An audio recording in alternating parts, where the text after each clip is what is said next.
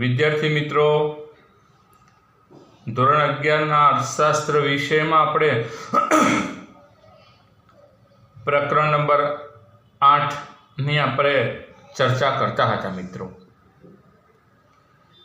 અને હું આજે તમને જે ચલાવી રહ્યો છું એ વિડીયો તમારા જાણ ખાતર બહુ વિશેષ મહત્વનો છે. પરીક્ષાલક્ષી કરતાં તમને ભારતના આર્થિક સુધારાઓની તમને વિશેષ ખબર પડે એટલા માટે તમે આ ધ્યાનથી આ વિડીયોને જરા નિહાળશો. તો આજનો આપણો જે ટોપિક છે આર્થિક સુધારાની પ્રતિકૂળ અસરો. આર્થિક સુધારાની પ્રતિકૂળ અસરોની આપણે જ્યારે ચર્ચા કરી રહ્યા છે તો કે ભારતમાં જે આર્થિક સુધારાઓ જે કરવામાં આવ્યા જેનાથી ભારતીય અર્થતંત્ર ઉપર જે છે એ સામાજિક અને આર્થિક પ્રશ્નો પણ ઊભા થયા છે. એટલે આપણે એવું ન કહી શકીએ કે આર્થિક સુધારા થવાના કારણે દેશની અંદર જે છે એ બહુ જ ખરાબ પ્રતિકૂળ અસરો થઈ છે. પણ હા, 1 રૂપિયાની 2 બાજુ હોય, સારું અને નરસું. છતાં આપણે એવું કહી શકીએ છે કે આર્થિક સુધારાથી આપણને સારા લાભો વધારે થયા છે ગેરલાભો કરતાં.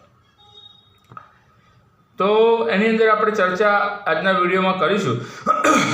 નંબર 1 છે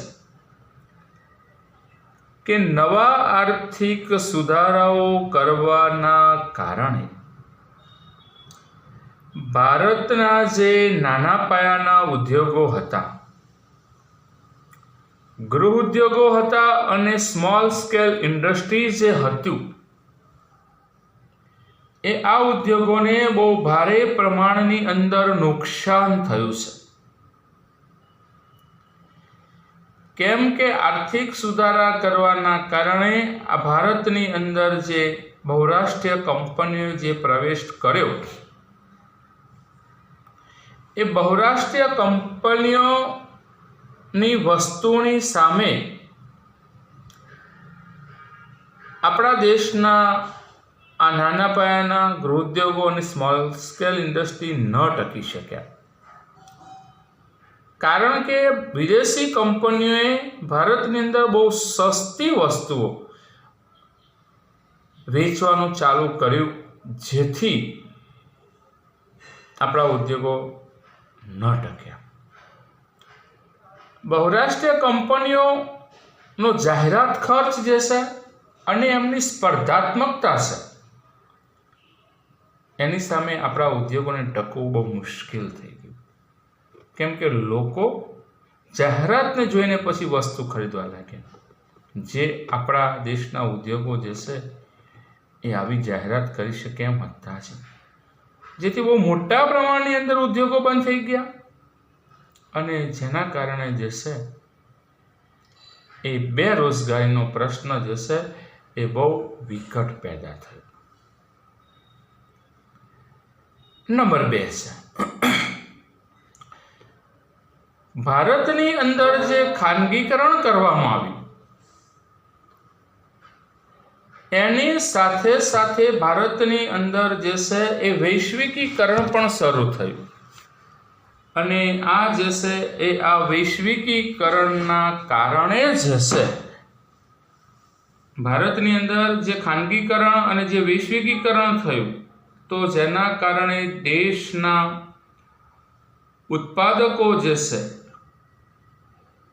એ ઉત્પાદકો વિદેશી ઉદ્યોગો સામે કાર્યક્ષમ બને એની કોઈ તકો જ ઊભી ન થઈ. એટલે કેવી પરિસ્થિતિનું સર્જન થયું કે દેશના રાષ્ટ્રીય ઉદ્યોગો સામે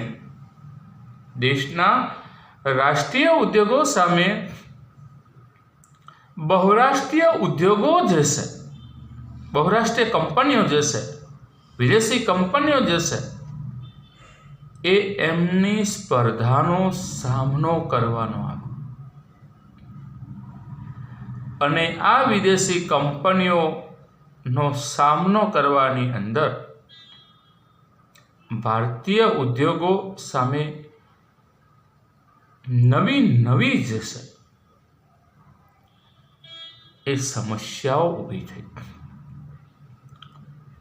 જેથી કરીને આંતરરાષ્ટ્રીય ઉદ્યોગો સામે રાષ્ટ્રીય ઉદ્યોગો જે છે એ રાષ્ટ્રીય ઉદ્યોગોને બહુ મોટું નુકસાન પહોંચ્યું, અને જે નુકસાનના કારણે જે છે એ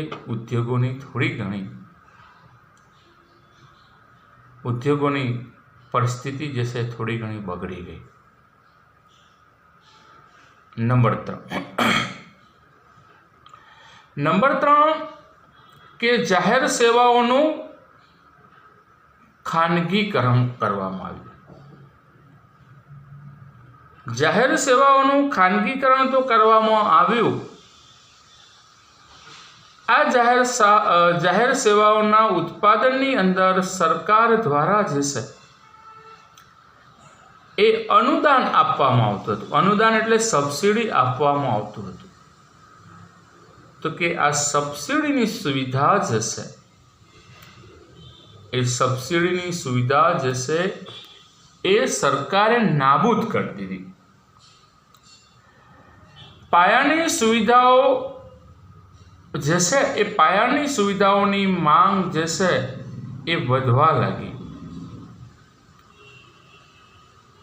જેના કારણે વસ્તુઓ અને સેવાઓનું જે ઉત્પાદન જે છે એ ઉત્પાદન કરવાનો ખર્ચ જે છે એ ખર્ચ વધવા લાગ્યો. એટલે આને આપણે એવું રીતે કહી શકીએ છીએ કે જાહેર સેવાઓનું ઉત્પાદન કરવાનો ઉત્પાદન ખર્ચ વધવાના કારણે જાહેર સેવાઓ જે છે એ દેશના લોકોને મોંઘી પડવા લાગી, અને મોંઘી પડવાના કારણે સરકારે થોડી જાહેર સેવાઓના ઉત્પાદનની અંદર જે છે એની ગુણવત્તા જે છે એ ઉત્પાદન ખર્ચ ઘટાડવા જાય તો ગુણવત્તા જે છે બગડી જાય. તો ગુણવત્તાનો જે છે એ પ્રશ્ન પણ ઊભો થયો. તો આ મેં તમને 3 ટોપિકો સમજાવ્યા. નંબર 4, ભારતીય ચલણનું નિર્ધારણ જે છે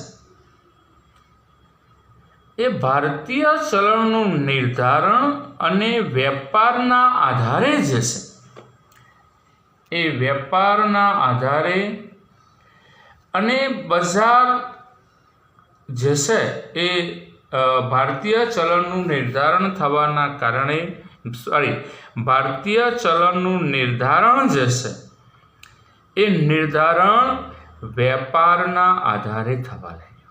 અને આપણે સરળતાથી જો તમારે સમજવું હોય તો એવું કહી શકાય કે ભારતના ચલણનું જે વિનિમયનો દર જે છે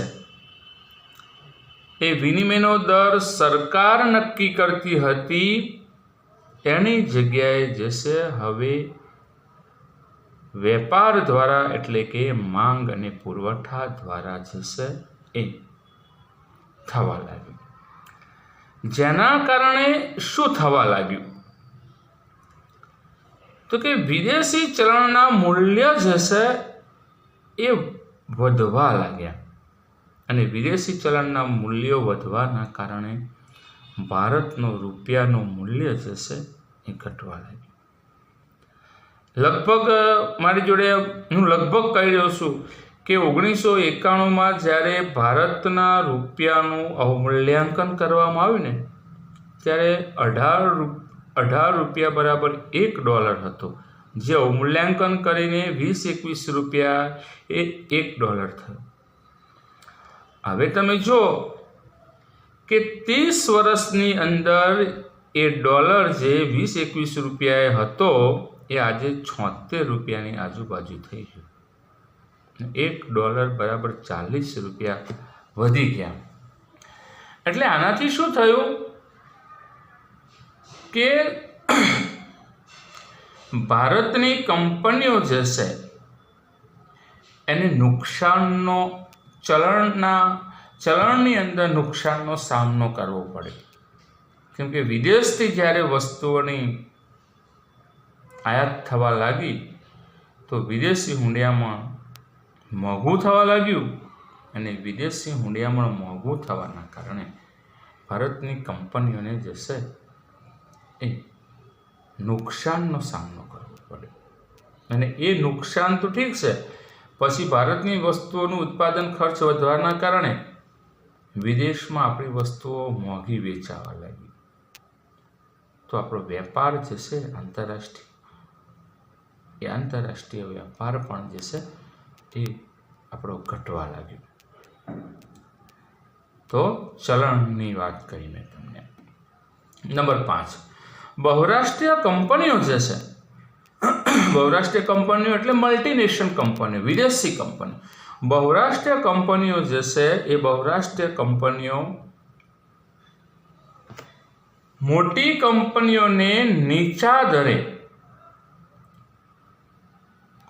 બહુરાષ્ટ્રીય કંપનીઓ જે છે એ બહુ મોટી કંપનીઓ છે, અને આ મોટી કંપની, બહુરાષ્ટ્રીય મોટી કંપનીઓ જે છે એ બહુ જ નીચા દરે એટલે બહુ જ ઓછી કિંમતે, એટલે કે નીચી કિંમતે વસ્તુઓ બજારની અંદર ઠલવવા લાગી એટલે નીચી કિંમતે વસ્તુનો પુરવઠો વધારેમાં વધારે એ બજારમાં વેચવા માટે મૂકવા લાગી, જેના કારણે ભારતીય બજારની અંદર લાગણની પરિસ્થિતિ ઊભી થઈ. એટલે શું થયું, હવે એવું બન્યું કે ભારતીય વસ્તુની કિંમત જે છે ઊંચી હોય અને વિદેશી કંપનીઓની વસ્તુ જે છે એની કિંમત નીચી હોય, તો લોકો હવે વિદેશી કંપનીઓની વસ્તુઓ જે છે ખરીદવા લાગ્યા. દાખલા તરીકે જો ભારતમાં પહેલાં ક્રાઉન, સલોરા, BPL એ કંપનીઓની ટીવી મળતી હતી, બરાબર છે. હવે આ બધી જ કંપનીઓ બંધ થઈ ગઈ. હવે તમે જુઓ ઓનિડા, સેમસંગ, સેમસુઈ, થોમ્સન, સોની. કેમ કે આપણા દેશની કંપનીઓ કરતાં આ ટીવીની કિંમતો નીચી હતી. એટલે હરેક વસ્તુની અંદર જે છે એ આપણા દેશની અંદર આવી જ પરિસ્થિતિનું દિન પ્રતિદિન નિર્માણ થયું. બીજું શું બન્યું કે આ વિદેશી કંપનીઓ ભારતની અંદર એવી શોખની વસ્તુઓ જે છે એ ઉત્પાદન કરવા લાગી, અને જેનાથી ભારતીય પ્રજા જે છે એ ભારતીય પ્રજા આવી વસ્તુઓ ખરીદવા લાગી, જેથી શું થયું કે ભારતના લોકોનું જે ઘર ચલાવવાનું જે બજેટ છે એ બજેટ પણ ખોરવાવા લાગ્યું. તો આવું જે છે એ થવા લાગ્યું. આજકાલ તમે જોઈ શકો છો, આજકાલ ભારતના બજારની અંદર જે વસ્તુઓ વેચાઈ રહી છે ને એ બધી મેડ ઇન ચાઇનાથી વસ્તુ આવે છે. એ પણ વૈશ્વિકીકરણના કારણે જ એવું થયું છે, બરાબર છે. તો જેના કારણે વિદેશી કંપનીઓ વિદેશી વસ્તુઓનો ઢગલે ઢગલા ભારતના બજારમાં કરવા લાગી, એવો ભારતની આયાતો જે છે એ આયાતો એ વધવા લાગી. ખ્યાલ આવે? Number 6, WTO world trade organisation જે છે એ વર્લ્ડ ટ્રેડ ઓર્ગેનાઇઝેશને જે છે એ વસ્તુની ગુણવત્તાના ધોરણો નક્કી કર્યા, અને ભારત 1995માં જે છે એ WTOનો સભ્ય બન્યો. જેના કારણે શું થયું તો કે ભારત જે છે એ ભારત જેવા દેશોને કેટલીક વસ્તુની નિકાસના પડકારો ઊભા થયા. કેવા પડકારો ઊભા થયા ભાઈ? તો કે ભારતના ઉદ્યોગો, ભારતની કંપનીઓ જે વસ્તુ બનાવતી હતી ને એ વસ્તુઓની ગુણવત્તા જે છે એ ગુણવત્તા વિદેશી કંપનીઓથી નીચી પુરવાર થઈ અને જેના કારણે શું થયું તો કે જેના કારણે ભારતીય વસ્તુ જે વિદેશમાં જે નિકાસ થવી જોઈએ ને એ નિકાસનું પ્રમાણ ઘટવા લાગ્યું.